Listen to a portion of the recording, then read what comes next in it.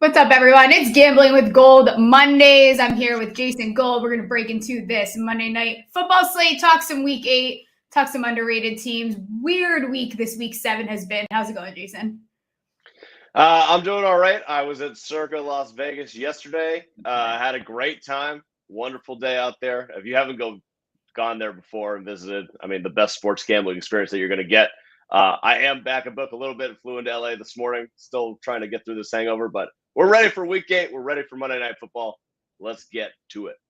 Yeah, we're at different vibes because I actually didn't drink this weekend, so I am having a happy dad right now. The banana flavor, have not had it before. Actually, not too bad, but let's get into this Monday night slate right off the bat. San Francisco at Minnesota. Minnesota +7. Total sitting at 43.5. Minnesota +200 on the money line. San Francisco's 5-1. We know about their loss last week. We've got Minnesota 2-4. What is your initial read on this game?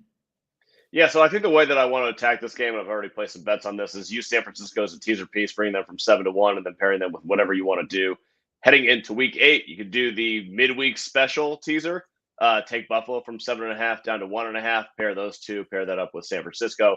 I think this will probably be a competitive game. I know that we'll talk about it. We'll go through Kirk on primetime. We know how that goes. Probably a good spot for San Francisco, given that they're coming off of a loss, probably thought a little bit down in the market. But we are dealing with injury concerns here. No Debo in this game.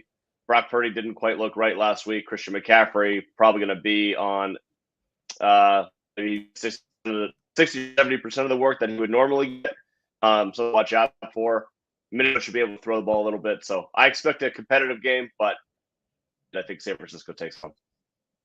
Yeah, my lean here is to take Minnesota +7. I admittedly have yet to do so yet.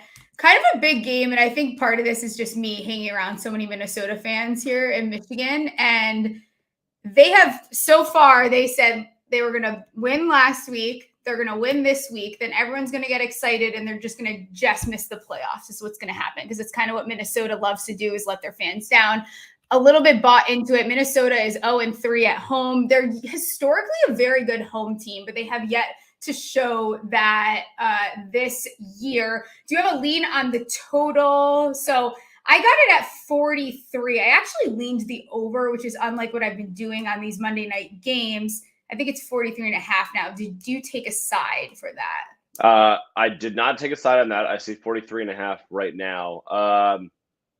I would probably lean towards the under in this situation.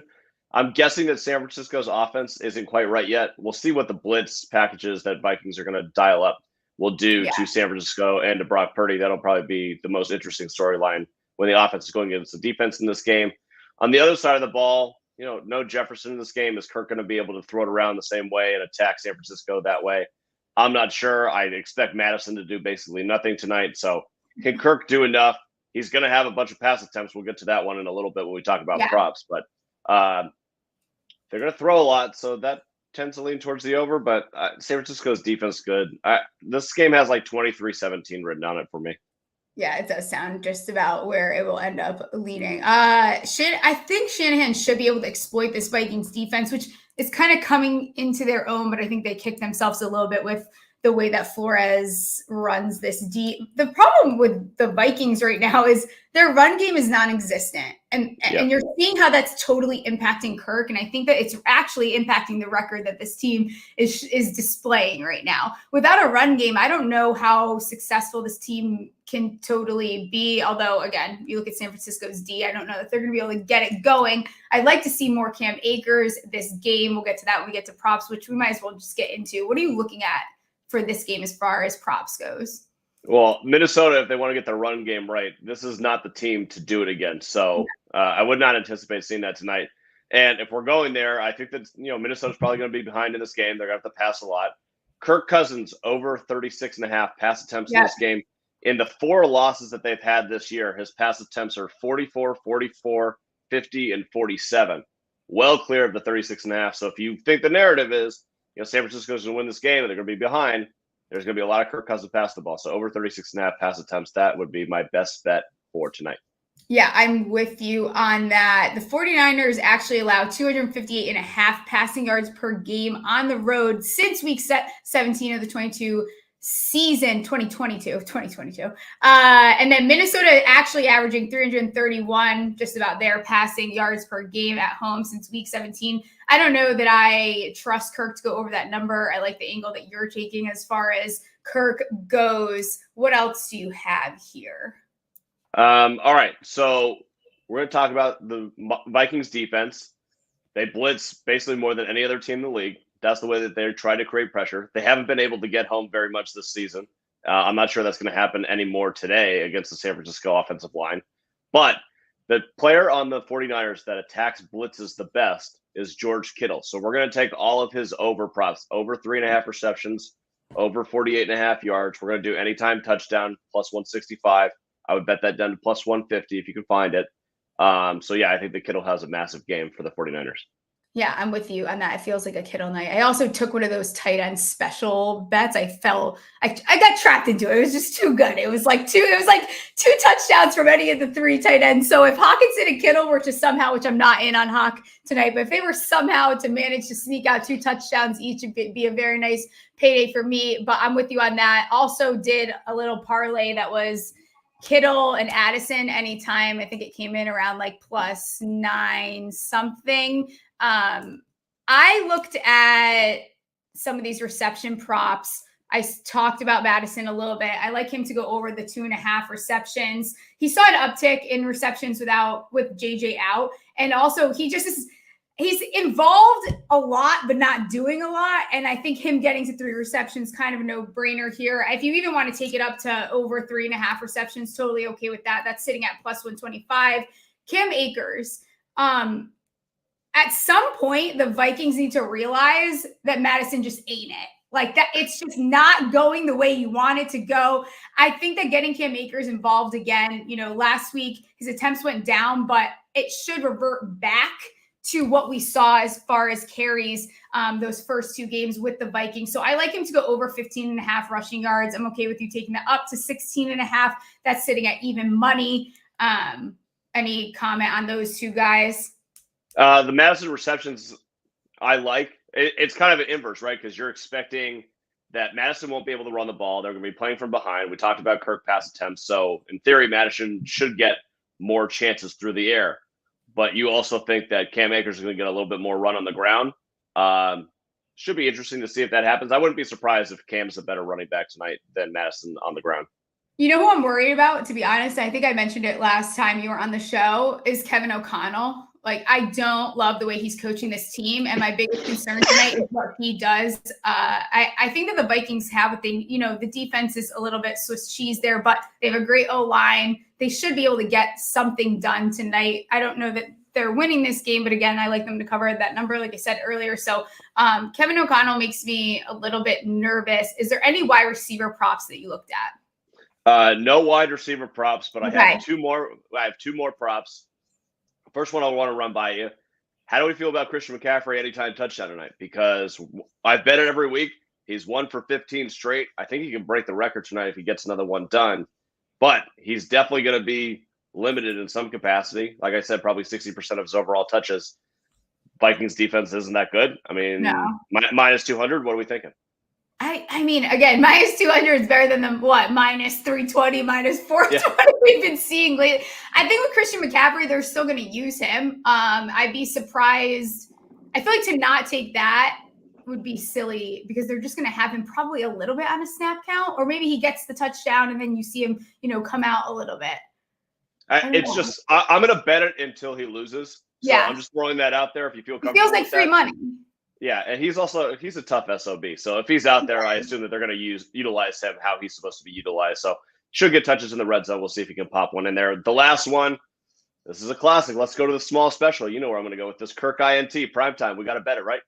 I love it. Yeah, we do. We also we actually have to bet Purdy's as well. You don't have to bet it. I'm going to bet it. But plus 165. Once that number gets over plus 150 in a primetime game, we saw Purdy be a little bit more, come back down to earth like we were kind of expecting there last week. So I actually like him to throw in as well.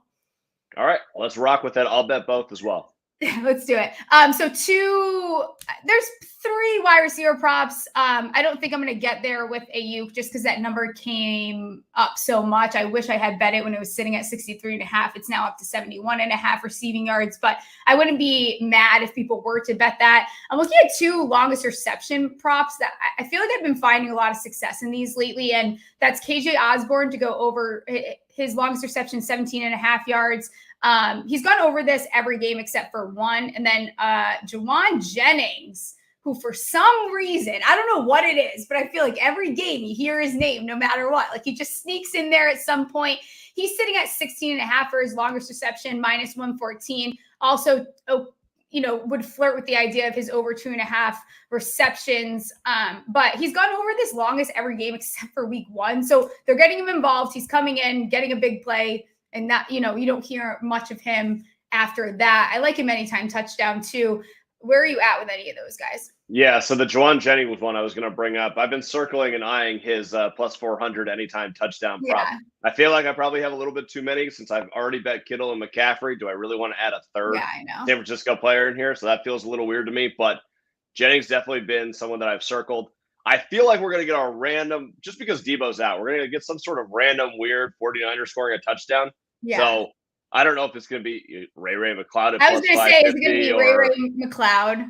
Ronnie Bell at plus 600, something like that. Maybe a Juszczyk at plus 800. Someone random's going to score, and I'm going to be mad if I'm not on it. So maybe I'll throw a little $25 on all of them so I don't feel like a piece of shit tomorrow. But I definitely want to bet some random 49er to score tonight. Yeah, and you know who, you want to talk about a random Viking that I did bet first touchdown, anytime touchdown. The first touchdown was 90-1, and I messed up because I didn't shop around. You can actually find this at a better number. Is CJ Ham. I don't know what it is. The Ham. I'm telling you, trust the Hambino, trust the gut here. Like CJ Ham, it's happening. He hasn't had a touchdown this year. That's okay. I just feel like something's going to happen with CJ Ham tonight. I'm a big fan of anyone that has Ham in their name, so I'm all for it. I like it. Yeah. Jake Moody, not sure how I want to play this. Last week, everyone wanted to blame that loss on him. You can't just blame one kick on, the loss that your team had. But, and this is moved, huh? The over 7.5 kicking points at plus 110 might get me to bite there. Not something I have placed quite yet. I think that's it for this game. And it's interesting because the Vikings, and we're going to talk about some underrated teams, with the Lions loss that they had, they're like still randomly, they're not in this, but they're not out of it. They're not out of it. They're almost second in their division at this point. Green Bay stinks. The Bears look better with Tyler Badgett than they did with Justin Fields. Who knows what's going to go on with that team? And then the Vikings are just sitting here in middle purgatory. If they lose this game, I know that everyone wants to trade Kirk Cousins. I don't think that that's going to happen. He doesn't want out of Minnesota yet. But if they're 2-5 and they've said this is a rebuilding year for them, are there pieces on that defense that they would be okay with getting rid of? Is Danielle Hunter potentially going to be on the table? Something like that. So I think it's an important game from that perspective. They're not totally out of it yet. The bottom of the NFC is, Tampa Bay and Atlanta and New Orleans. These are all beatable teams. So the Vikings still have a chance, especially if they get this game, get to 3-4 and see what happens. But I don't think that's going to go their way tonight against the 49ers. I'll save my spicy. I placed a spicy bet today. I'm not going to tell you until towards the end when we start talking about some underrated teams. We're going to get into 3-2-1 bets for week 8. Right off the top, interesting slate. And some of these teams, you're looking at the numbers that they're getting after having some brutal losses. Because the NFL is all over the place. I think still a lot of these teams they don't know what their identity is. I don't know what their identity is. I don't know if they're good. I don't know if they're bad. Where are you right off the top looking at week 8? Yeah, so I would say that this is probably the least confident I've been on a Monday in terms of the slate and exactly where I want to target bets. But that doesn't mean that I don't like a bunch of sides because I've already bet a ton of them. First one I'm going to do, let's start with the Pittsburgh Steelers at home, plus 3, plus 2.5, plus 3 against the Jacksonville Jaguars. Jaguars coming off of 10 days. They've won, I think, 5 in a row, something like that. They've been great, especially coming back from London. They took out New Orleans. They got 10 days off. It's the Steelers as a dog at home with Tomlin. I don't know how this team is 4-2. It will never make sense to me. But I think they're going to go 5-2. I think they're going to win this game outright. I have no idea how they're going to get it done. That offense is horrific, but that defense is really good. I think they're going to give Trevor Lawrence some problems. I don't think ETN's going to get going the same way. And when their run game isn't going and it's dependent on Lawrence, it doesn't go quite the same way. So give me the Steelers in the upset, +2.5, +3 against Jacksonville. Yeah, this was one of mine, that they circled. And we can just talk about the Steelers. I know it breaks up this 3-2-1 conversation, but it's worth talking about right now. You look at Jacksonville, they got some extra rest, but they also played in London, went on the road, and now they're going on the road again. The Steelers are getting, maybe a little bit lucky. I think part of that is their defense is just very, very good. And as long as their defense is playing that way, they're still going to be in games. I think Deontay Johnson being back is a really big deal for this team. As a over 8.5 win total better, I don't fucking care. Like, please keep winning games. I just don't know how long it's sustainable. But I think against Jacksonville, they get to 5-2 here. They're the least interesting team in that division by far. Like the Ravens blew out the Lions yesterday. They look great. The Browns, disaster of a game, but they got it done. We don't know what's going on with Watson. And the Bengals are coming off a bye this week. 3-3. Burrow's going to be more healthy. Like, the Bengals should be able to go on a little bit of a run here. Yet, look who's at the top of the standings. It's the Pittsburgh Steelers and the grossest offense in the NFL potentially. Matt Canada still stinks. Yet they just keep getting it done. This is why Mike Tomlin's one of the best coaches in the game. It's why I think they'll go to 5-2. Yeah, they're just going to keep figuring it out. And I still think they're going to get to those 9 wins there. For my first 3-2-1, which I agree with you. So I guess my second one, I'm doing it. Listen, this is my team now because the Giants, they won. So I can't be too negative today here. The Houston Texans, give me the -3. Listen, the Panthers are just not a good football team. Houston's offense ranks 11th in total DVOA, 6th in pass DVOA. You compare that on the other side to the opposing categories of the Panthers, and they're damn near at the bottom, 31st, 29th. Carolina has yet to cover a spread. I don't think it comes this week. I think CJ Stroud puts on display why he probably should have been the first quarterback over Bryce Young. Yeah, you know what this line makes me do? Hold your nose, because it's stinky. I don't understand this at all. Houston, so this is the first thing when I went through the board. I was like, Houston's -2.5. Okay. What am I missing here? Both teams are coming off a bye. The Texans are clearly the superior team to the Panthers. The Panthers are switching who's calling plays this week.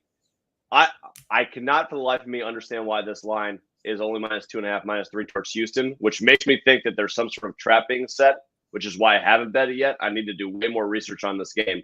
But yeah, I agree with you. On the face of it, it's a Monday bet. Houston -2.5 seems like the easiest number on the board. I feel like I'm missing something, but yeah, I probably am. But whatever. I'm still, I'm going to ride with these Houston Texans. Let it fly. I don't care. I don't give a fuck. I like this team. They're fun to watch. I like betting them. I worry that this ends up being one of those games that's like extremely close because I see that happening where this is like a 19-17 or something like that.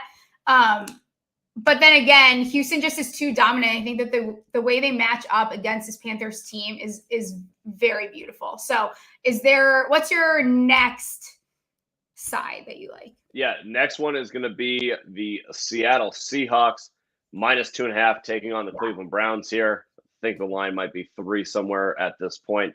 Seattle did not look good. They covered yesterday for me. Huge win in the circuit contest for us, having Seattle at -7.5. Line closed at 9.5 there. They won by 10.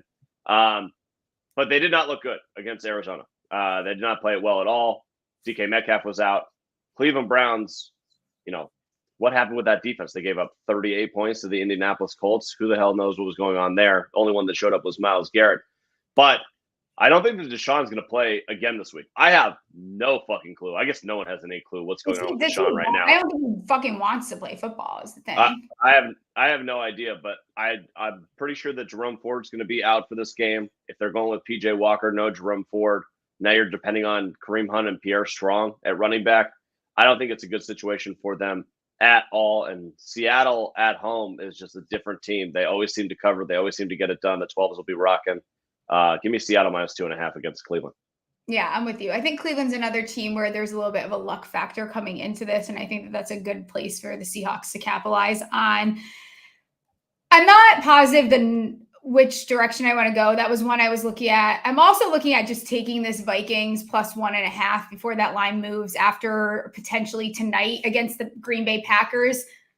Let's be serious. Jordan Love is just not good. Like, he does not look good. This is the first time where I think we've seen maybe benching a guy and taking your time to start him is not working out in his benefit. Like, I think that maybe was a mistake of a draft pick.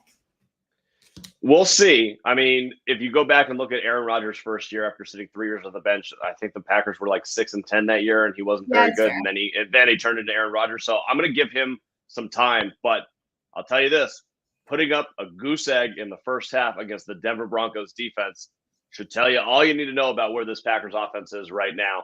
It is really, really disgusting. So I don't hate the play at all on the Vikings. And we've talked about this before. If you think the Vikings are going to put up a good performance tonight, you want to get that number now because that line is going to change very quickly after the game. So I don't hate if you think that Vikings are going to even cover tonight against the 49ers, that line should be probably closer to pick, and maybe the Vikings close as a favorite here. So grab it now. Love it. All right. Is there another side that you're looking at here? Yeah, I got a bunch, but I'll go through my number 3 here. Tennessee Titans plus 1.5. I don't give a shit who the quarterback is. I don't care if I'm playing quarterback. If Mike Vrabel's the goddamn coach and they're at home and they're an underdog, auto bet for me. I don't need to know anything else about the situation at all. And Atlanta, look, they keep pulling out these close wins. I think it was Ritter's first win on the road, maybe ever as a starter. But the guy fumbled 3 times in the red zone, I think twice in the end zone. They got some big issues. I know that defense is playing better. Should be a low-scoring game here. But I think that there's a really good chance that Tennessee gets the dub this week, especially as a home underdog. I like it. And I'll tell you 2 anytime touchdown bets that I will be placing this week. One of them is going to be DeAndre Hopkins, anytime touchdown. The other one is going to be Evan Ingram, anytime touchdown. 2 of the guys remaining with the most targets without a touchdown. Every week we cross these guys off. Zay Flowers, Darren Waller this last week. Yeah. I think Michael Thomas, did he score? He might have scored. Didn't he score? I think he might have. But, yeah, he did. He did. That's what I thought. These guys are just hanging on by a thread. There's a huge gap between their targets and some other guys that have yet to score a touchdown. So both of those guys I will continue to bet it's going to happen. DeAndre Hopkins will be one of them. What's another number you're looking at? We'll move over to the totals here. I got a couple here that I really like. Early overs. We'll start with the game that you were talking about earlier, Houston and Carolina. I love the over 42. I bet it at 42. It's at 43 right now, 43.5 right now. I would bet this to 44. Get that number now. I think there's going to be a little bit more scoring than you think coming off of the bye for both teams. I think the Panthers, they'll be able to move the ball a little bit better. I like the change over to Thomas Brown as OC. Frank Reich hasn't had the game script at all the last 2.5 years, so hopefully someone else calling the plays will be a little bit better for them. And you talked about how much you like CJ Stroud, and we've seen this Carolina defense just get absolutely torched. So I think this game is probably shaping up, I don't know, 27-24, something like that. I think it goes way over, but bet it before it gets to 44. Yeah, I'm with you on that. That was one of mine. The other game that I was looking at, and it's not one that we've mentioned quite yet, both these teams are 3-4. We have the New Orleans Saints at the Indianapolis Colts.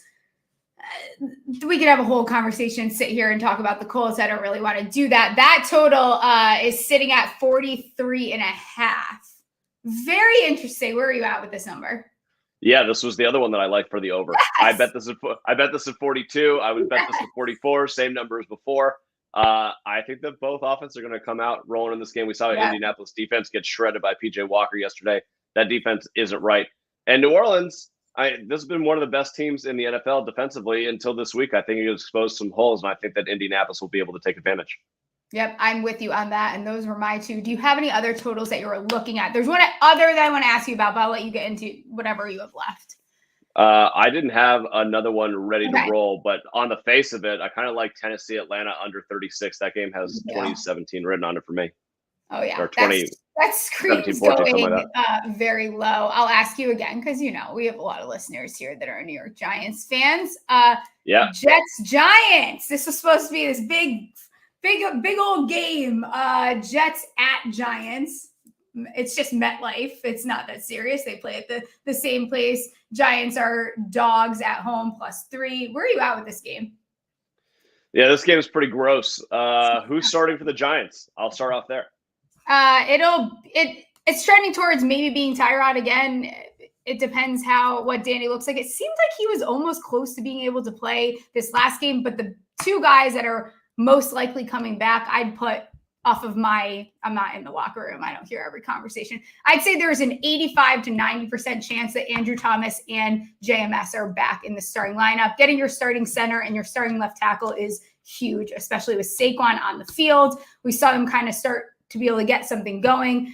I always get nervous. We used to talk about this all the time. I get nervous for backups when they start showing that they're backups for a reason. I think that Tyrod is playing how you pay Tyrod for that reason. I know there's a lot of questions, and I'll get to it later about my feelings on it, but this total's at 36.5. The Giants are 2-5, Jets are 3-3, blah, blah, blah, blah, blah. Do you lean aside on this one?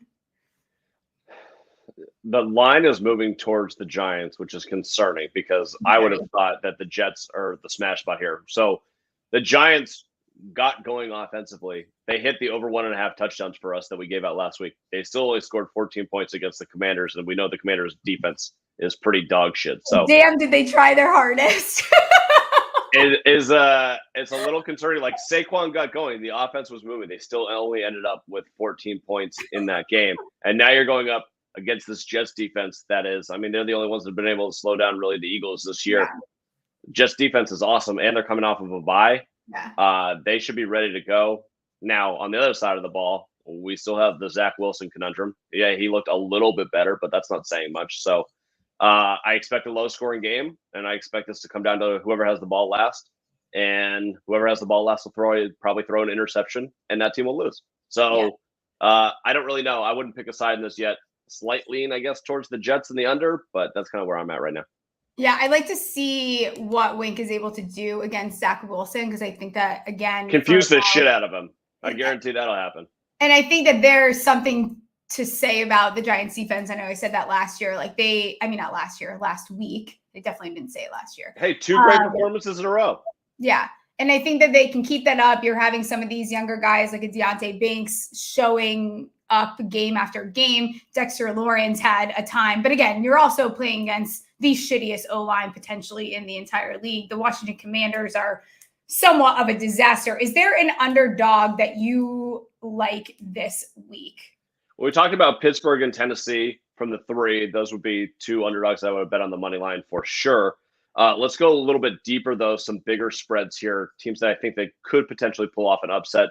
I kind of like the Rams at +6.5 money line against the Dallas Cowboys. Yes. I feel like the Cowboys off of a bye is always a bad situation. I think the Rams lost against the Steelers. The play that I really like there is Rams first half money line.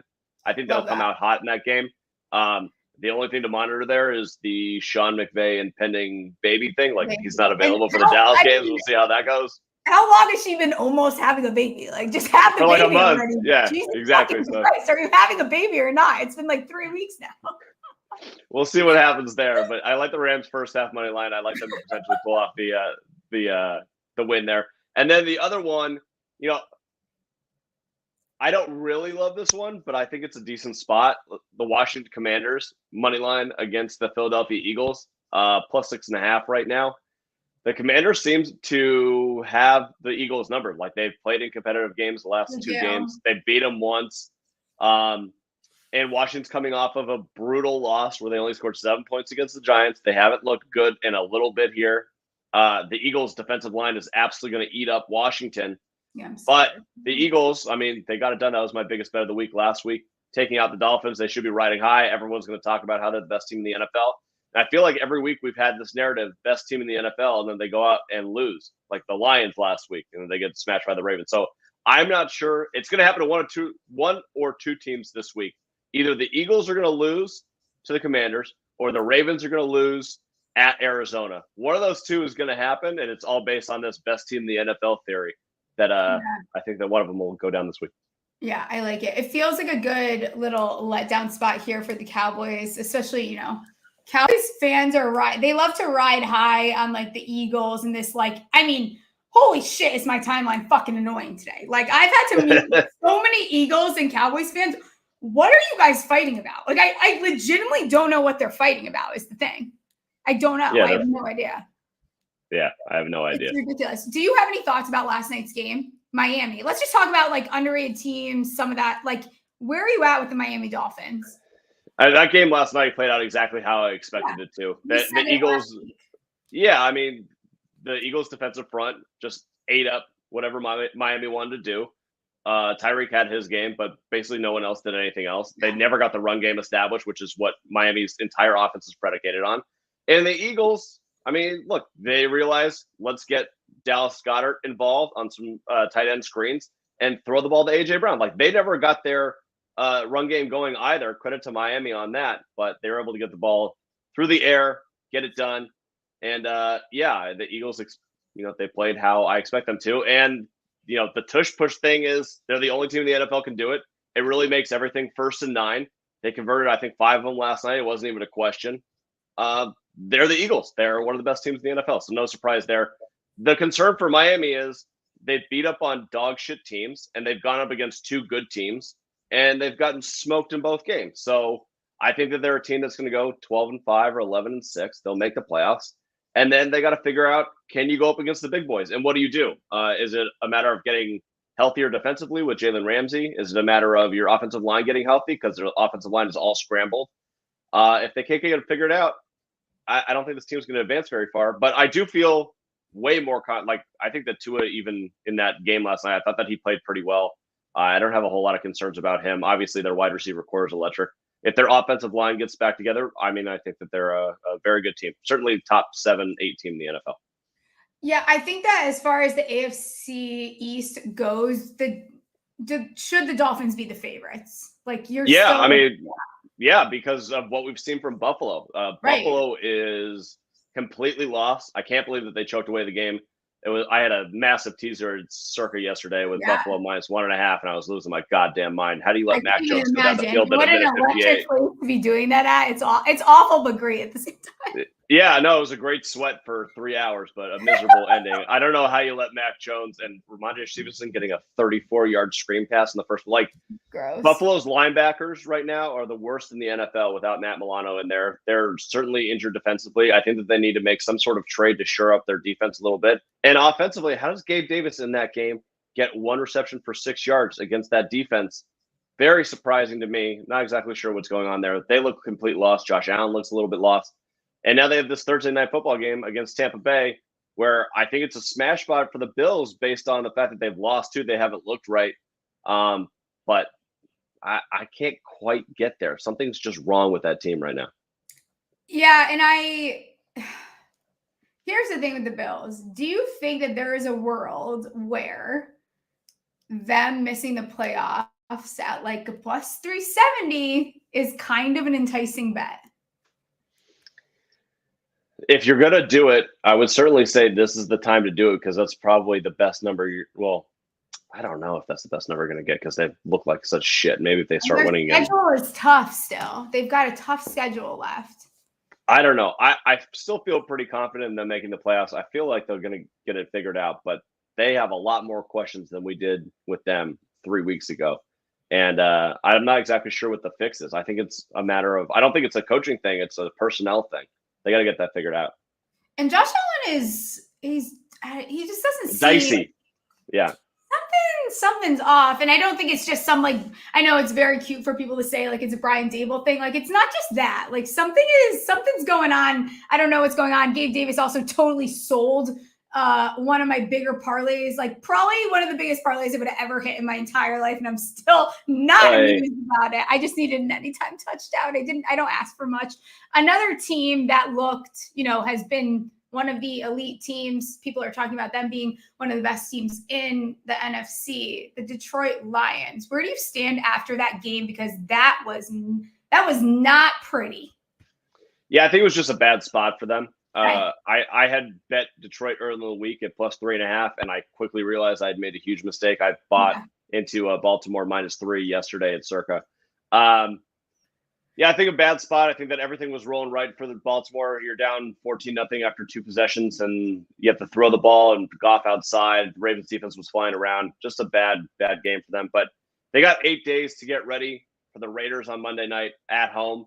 Talk about a great way to bounce back, get right game for sure for the Lions. So I actually like the over 45 in that game quite a bit. I think that the Lions will put up a big number in that game. And also, just look at their injury situation right now. Like everything for them runs through David Montgomery, which is not exactly what I expected at the beginning of the season, but that's where we're at.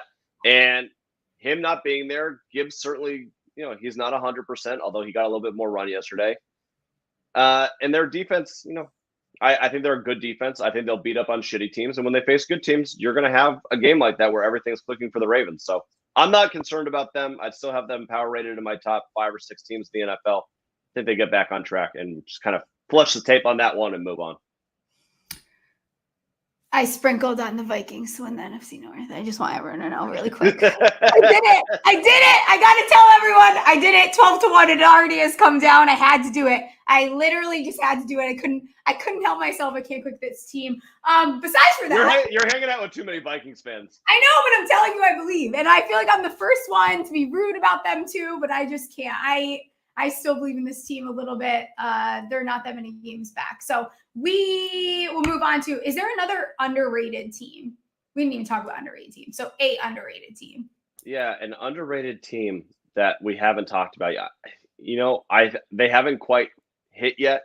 They've been winning some games, but I think there's a big potential for Seattle to have a big run in the second half of this year based on how young that defense is and how good those cornerbacks can be. I think that defense is only going to improve as the season goes along. And if that offense gets healthy, like Geno's looked like crap the last 2 weeks, but they got their offensive lineman coming back. That team has not been completely healthy all year. Ken Walker's been fantastic. Metcalf obviously missed this game, but it actually might have been a good thing because they started to get JSN involved. Exactly. So now if you have the 3-headed monster at wide receiver, they have 8 tight ends they utilize well. Their offensive linemen are going to come back. Ken Walker's look great. They still have Charbonnet behind him. And that young defense is only going to get better and better. I think they're a team that could – I'm not saying that they're going to take out San Francisco in that division because I think San Francisco is going to go like 13-4, something like that. But if we look up at the end of the season, I would not be surprised to see the Seattle Seahawks at 11-6 or 12-5 and, rolling off 5 or 6 straight wins. Yeah, I wonder what their win total is sitting at. Is there another team that you consider to be underrated? I feel like it's a kind of a shit show over in the NFC, and there's a lot of variability that could happen. Yeah, I mean, the whole NFC South is just a complete crapshoot, so I don't exactly know what to do there in terms of thinking that one of the teams is underrated or not. Seattle Seahawks, over 9.5 wins, plus 125. Yeah, I have to look at their schedule again, but that seems like a really good number to bet right now. The underrated team, I don't think this team is underrated from the public perspective, but I do think that they're going to go on a little bit of a run. This is what happens. It's the Bengals. Joe Burrow needs a little time to get ready to start cooking. I feel like they're going to go on a little bit of a run here. Like they're 3-3 right now. Would it shock me if in a couple weeks that they were, 8-4 or something like that? They have a big test next week. Bengals at the 49ers, Bengals plus 5.5. That might be a spot where I want to bet the Bengals in this game. And I might do it before tonight, if I'm being completely honest with you. Them coming off of a bye, San Francisco on Monday night, short rest. Could be a good spot. I wouldn't be surprised to see the Bengals win that game, actually. Yeah, I'm with you on that. What about the Chargers before I start wrapping up and get out of here? Can we agree that Staley's got to go? It's time to go, my dear. I don't care. Just suck it up. Pay the motherfucker, admit that you were wrong, and get his motherfucking ass out of there. Because we've been talking about this, and now I feel like with you, at least we're going on almost 3 years at this point, 2 years at this point. Yeah. He's got to go. Yeah, and, I'm probably the biggest Herbert supporter out there, but he's been fucking terrible the last 2 weeks. So it might be his finger. Who knows? He's got to eat that and live with it because he's looked terrible. He's missed Keenan Allen on at least 3 potential touchdown throws the last 2 weeks. I understand you're going up against Dallas's defense is excellent. The Chiefs defense is excellent. So you got some tough games, but he's missed some throws that have cost them some opportunities to win those 2 games for sure. Staley's a loser. So you can't have a loser in charge of your team. But this is what the Chargers do. This is perfectly the Chargers. The one thing that I find interesting about them right now is, when was the last time that you thought of anyone on the Chargers defense like Derwin James, Joey Bussett? These are great names. These are supposed to be superstars. Have you even heard their names fucking called this year, other than on penalties? And They've been also, atrocious. what is Staley known for? Exactly. This is kind of where I was going. What the fuck is going on? Like, for that reason alone, like, maybe you should just be a coordinator, bro. Like, maybe you just can't, you don't have what it takes to be a head coach, because you're supposed to be this defensive mastermind. You have all these pieces. And when's the last time they had a truly, like, season dominating defense? If the Chargers don't go out and spend money and get Ben Johnson, the OC from the Detroit Lions, as their next head coach, I have no idea what their plan is. He's the perfect guy that you should hire to run that organization with Justin Herbert. You've seen what he did with Jared Goff. Imagine him with those playmakers on the Chargers. Please. Like, it would be fantastic. And whatever you want to do defensively, look, those guys are old. The Chargers are going to need to fully revamp that defense and draft a lot of young guys. But the offensive pieces are absolutely there. Go get Ben Johnson, make him the head coach. Let Justin Herbert cook in the right way. And I think Kellen Moore has done an okay job. I wouldn't say it's been spectacular. And I'm not sure the offense is really the issue here. But you got to get Staley the fuck out of there. Losers are going to lose. It's time. Sometimes you just have to suck it up. You know what? Pay the man. Get him out of there. Figure it out, because there's too much talent on that team for this team to continue to come up short. I will say this. You might want to bet Brandon Staley to be first coach fired right now, because all right, what are we at? I'll make a call. If the Chargers lose to the Bears on Monday Night Football, Brandon Staley is not there. On Sunday Night Football. He will not be there next Monday. Swear? Okay, I'm in. We had bet this. What? I had bet that like 3 different times last year. I also have already bet it twice this year. I think that people really want to go towards the direction of Ron Rivera. And while I promise you guys he will not be the head coach next year, like, that's something I feel confident enough to say. I do not think Ron Rivera will be the Washington Commanders head coach next year. I always have to stop myself from saying Redskins. Like, it's really hard to get whatever. Yeah, so Washington Commanders, he will not be the Washington Commanders coach. It's very easy to go that way, but I think they're going to wait till the end of the season, and Staley's got to go. Absolutely. I agree with you. I think Rivera will be fired at the end of the year. We'll see if Eric Bieniemy ends up taking over there, but it has to be Staley. Staley has to go. Yeah. All right. Last thing before I get you out of here, because I've kept you well over 12 minutes over the amount of time that I said I was going to keep you. I told you probably, actually, I've been saying this for a couple weeks. I said the New York Giants were going to lose to the Miami Dolphins. They were going to lose to the Bills. And then that win total was going to drop to 4.5. And at that point, it was a good bet. It has already gone back up to 5.5. The window has shut. So if you are someone who rode that bet with me, kudos, because I think that this team is still going to sneak out 5 wins here. I don't know if you've looked at the rest of their schedule. I will read it to you, and then you let me know if you actually think the 5 wins are there. Okay. Well, what's their record right now? 2-5. Yes, 2-5. Second win. Okay. So we got Jets, Raiders, Cowboys at Jerry World, which I hate that name. At Commanders, Patriots, Packers, Saints, Eagles, Rams, Eagles. I see 3 more wins. I do. So I was counting on my finger there. I have 7 games that you could potentially win. You're going to lose the last 3 games this season. So 7, let's say you split the difference, you go 500 in those. That puts you at 5.5 wins. So that's probably the right. Let's go. It's probably the right number in Vegas. Sharp smalls over here. All right, Jason, you're the best. Appreciate you coming on every Monday. Let everyone know where they can find you. I'll get you out of here. At JasonGold24 on Twitter. Follow me there for all picks. Smalls, appreciate you as always. Yes, you're the best. Talk to you next week, same time, same place. See ya. See ya. And then producer Ryan in a creepy. I'm in a creepy garage. Hey, I'm just gonna keep coming from random places each week. I feel like people are gonna start being very concerned about your well-being. Yeah, or concerned about others' welfare around me. Maybe I'm the one putting people in this creepy garage. Maybe it's you. They're gonna start being worried about me. How's it going? How'd your weekend go? Going great. I have a friend visiting me from North Carolina, and Okay. we're out in LA doing some comedy shows. And I'm in my friend's garage producing the show today because you know what? It doesn't stop.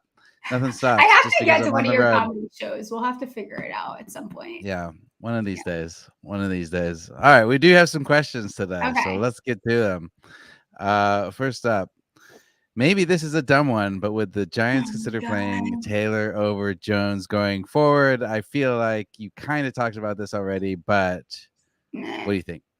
Okay, here's what I think. And I almost wore my Daniel Jones shirt, but I didn't look great. I looked bloated in it, so I didn't wear it. But I wanted to wear it. That's what matters. They're not going to consider that. Here's what's going to happen, everyone. What's going to happen is Daniel Jones is going to get healthy. Daniel Jones is going to come in and play. It's a very good litmus test for if Jones comes out and falls on his face. Yes, maybe they will start to flirt with the idea that Tyrod comes in. They paid Daniel Jones. It's not going to happen. I kind of mentioned it with Jason.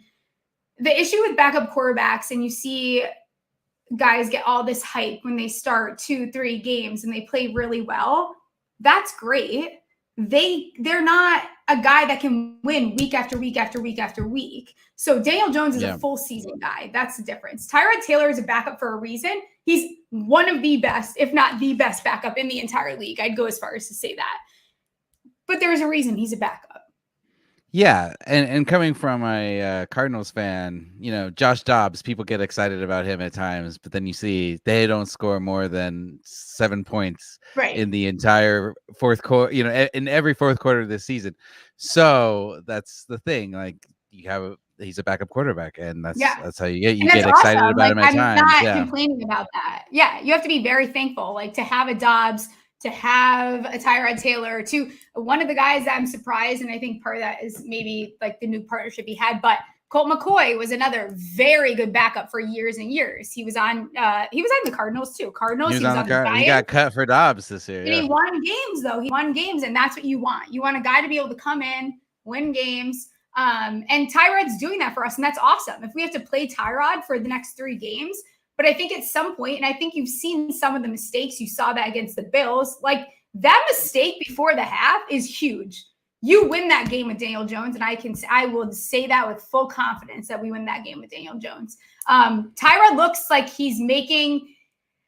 The thing is, Tyrod is willing to take risks that Daniel Jones is not, and I think part of that comes with right off the bench. I'm a backup quarterback. I don't really give a fuck. Let me air it out a little bit more. Like they're opening up the book because he looks a little bit more decisive. The O-line looks better. So that's Daniel one Jones, question I was going to ask you is when I was watching yesterday, I noticed that he seemed to be airing it out more than Daniel Jones. Yeah. And I was wondering, and you've talked about taking the training wheels off of Daniel Jones. And is that a Daniel Jones thing or is that a coaching thing? I think it's a mixture of a lot of things. And that's why I think that this Giants team is also starting to get comfortable in what their identity was, because I think they haven't had that for a while. I actually think, Saquon coming back, I know is a bigger deal than people realize. You have, they highlighted it in that game. Six different O-line sets that they've had through the entire season. That's not normal. It's the most in the entire NFL. Justin Pugh straight off the couch looked great. You have actually Mark Gulowski, who I trashed him week 1, week 2. He looks fantastic. And also, if you're a PFF person, you look at Tyrod's. He had a 67 PFF grade. I mean, he's playing good ball and he's doing what's asked of him. I think he's a little bit more willing to take some risks, but he has Wandell. He's got Saquon back. The O-line looks better. So, yeah, there's a lot of excuses that you can make. Tyrod looked better than Jones has looked. Yes, 100%. Not better than he did in that Arizona game. But again, there's a lot more than just like winning a game that goes into this. Right. But Daniel Jones was good for an entire season last year. Yeah. Where Tyrod Taylor has never been good for a full season. Right. Back up. So there you go. Back up. All right. Question 2. What are your favorite sports books? I didn't know. We don't have any sponsors that are sports books. So you can just be honest. What sports books do you use? Okay, do I know my favorite sports book? Not sponsored, could be a sponsor. Bet Rivers. They're not in every state, though. Bet Rivers. Okay. Bet Rivers. They're not in every state. They are in Arizona, though. I use them. Are they? Okay. Maybe we need to shout out Bet Rivers. Love to be sponsored by you. But Bet Rivers, I really like. When it comes to golf betting, I lean towards DraftKings over FanDuel. I like to shop around, though. You have to find a really good odds shopper if you're going to be placing bets on a regular basis.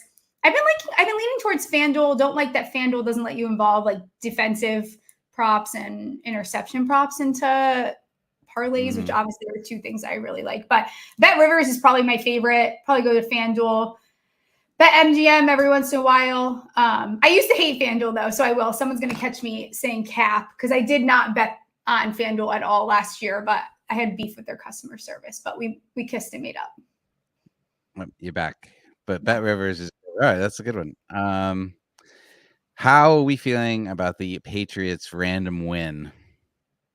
The Patriots. Does it mean anything? That's from Lord L. Pepper. Lord L. Pepper. I'm going to say Peppa instead of Pepper. I don't know that it means any. I think it means less about the Patriots than it does about the Bills. Jason and I talked about it kind of extensively, so I won't go back into it. But the Patriots are going to find ways to win games against good teams. It's kind of who they are. And Mac Jones looked good is the thing. Like, he had some really good passes in that game. He looked like he was putting it together a little bit more. I don't believe that Bill Belichick is going to just lie down and just take it at this point either. So I think that the Patriots, I probably won't really bet on them moving forward because you never know when they're going to show up and when they're going to look like fucking shit. Yeah. Yeah. No, that's absolutely true. I wouldn't bet on them. All right. Last thing. Why do people get into flavor debates over Nunes and Claws? Shouldn't that just make everybody variety pack buddies? Yes, but the world is cruel. You talked about a flavor that you've never had today, banana. That was cool. This crazy. Is a banana one. This is, look at the cute little monkey on it. Okay.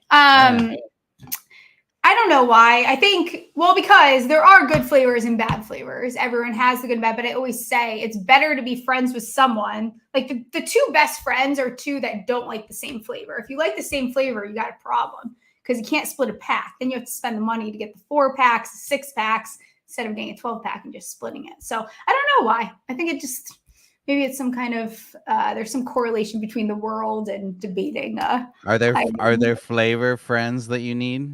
The flavors you don't like, yes. That you don't, maybe you don't have friends that like them. Yes, I need friends that like the citrus flavors, the limes, the lemons, the grapefruits.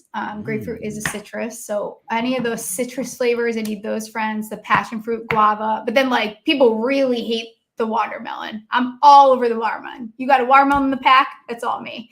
I also like the cranberry that, we could get into it, but there's a lot of packs that I usually am. So you need citrus friends. Yeah. I need citrus friends. Put it out into the universe. Yeah. Yeah. Where are my citrus friends? Yeah, exactly. What's your favorite? Do you even like seltzers? I do. I like seltzers. I do like citrus ones actually. So when we hang out, we can split a pack. Sense. It's all adding up. That would be good. But I actually probably watermelon is one of my favorites also. Okay. I can't believe people don't like watermelon. I don't get it. It's one of the best, easily. So, all right. Well, that does it for the show. We will be back Wednesday, same time, same place. Please like and subscribe. Anything else, Steph? Yeah. See you guys. Watch him make it, break it, break it, break it.